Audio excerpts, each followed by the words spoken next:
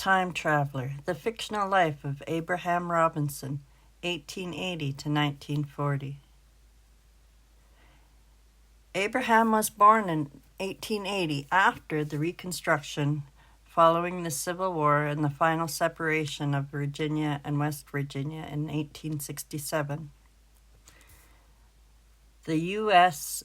13th, 14th, and 15th Amendment to the Constitution was accepted, creating the space for freedom.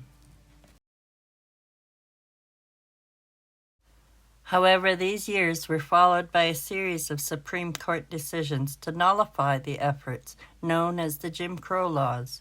In Virginia, the segregation laws were upheld and led to the Great Migrations between 1910 and 1970.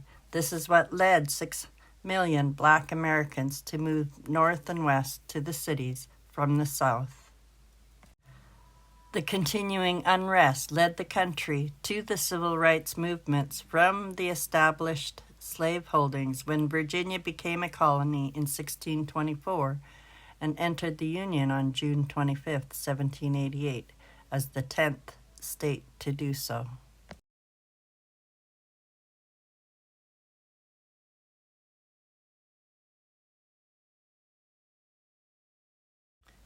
In 1910, Abraham was 25. By then, he was married and he too moved from the South, not stopping until he reached New York. He took on factory work and enlisted in World War I, leaving his wife and daughter to continue to earn a living among the growing population of New York. During the war, Abraham was injured and put on clerical duties, which provided the means and interests that carried on after returning. His daughter Anna was born in New York in 1910 and grew to be an avid learner like her parents. And by the time of the women's suffrage movement was in full swing, she supported it and continued to be inspired to write and learn. The National Negro Committee of 1909 had served as an early inspiration for the later movements, and these included the suffrage movement, her father's struggles to get his fair share, and the March on Washington by veterans in the Bonus Army.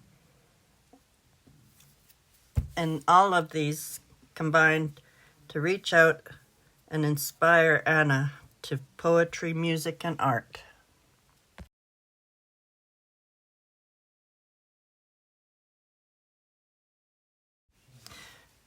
Her Baptist upbringing from the family continued also to serve her inspiration as she followed the traditions of early singers and artists.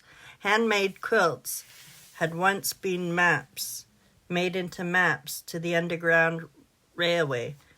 Songs were written that defied the continuing Jim Crow laws.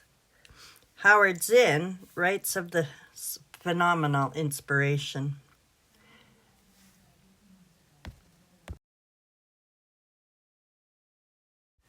Spirituals often had double meanings.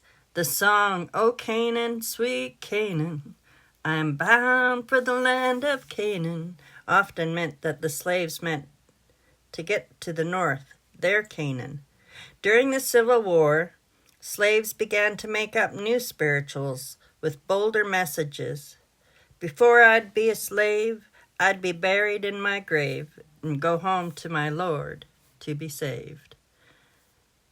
And the spiritual "Many Thousand Go," "No more peck of corn for me, no more.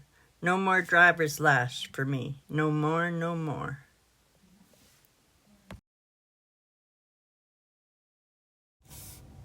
These inspirational tunes didn't come from the Bible, but also led to the faith that saw people that have been able to reclaim life over centuries of slavery and horror. Anna recalls her dad saying the day she was born, July 4th, 1910, the boxing world was set ablaze by the victory of Jack Johnson. His boxing match inspired the poet William Cooney and later the words of the great hymn, by William Dawson in 1927. Oh my Lord, what a morning, oh my Lord, what a feeling. And still we ask how. It doesn't take much to push the violence of white against blacks.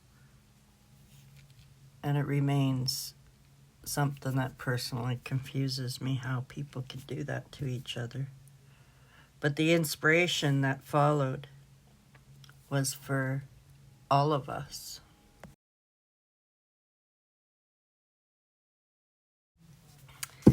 These inspirations continue to be important as grandkids and great-grandkids keep coming and growing and learning.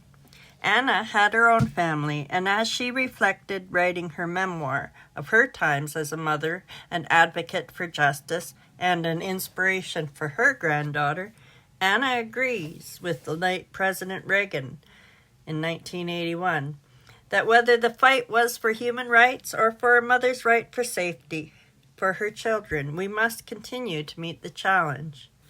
Quoting Reagan's speech on the fields of Yorkville, Virginia, 1981. There are those in the world today, as there always have been, who recognize human rights as only selective favors to be doled out by the state. They preach revolution against tyranny, but they intend to replace it with the tyranny of totalitarianism.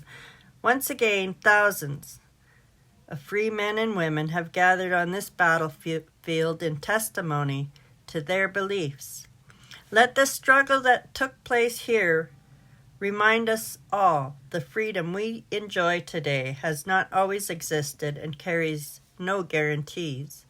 In our search for an everlasting peace, let us all resolve to remain so sure of our strength that the victory for mankind we won here is never threatened.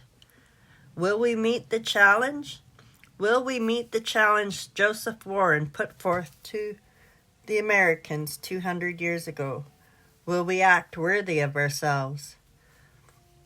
President Ronald Reagan, Yorkville, Virginia, 1981.